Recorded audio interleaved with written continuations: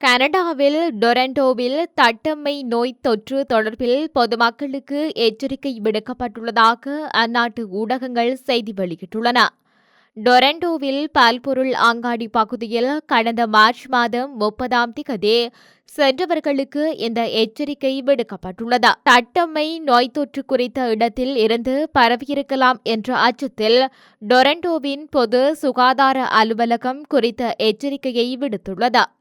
நோய் தொற்றுக்கு இலக்கானவர்கள் குறித்த பகுதியில் இருந்ததாகவும் இதனால் குறித்த இடத்திற்கு அந்த திகதியில் சென்றவர்கள் நோய் தொற்றுக்கு உள்ளாகி இருக்கலாம் என டொரண்டோவின் பொது சுகாதார அலுவலகம் கூறியுள்ளது.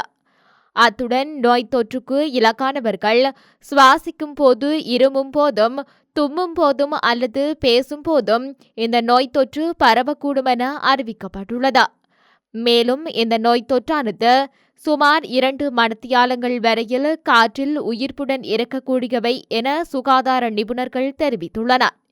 இந்த நிலையில் குறித்த பகுதியில் உள்ள மக்கள் உடனடி மருத்துவ பரிசோதனையை மேற்கொள்ளுமாறும் டொரண்டோவின் பொது சுகாதார அலுவலகம் தெரிவித்துள்ளது.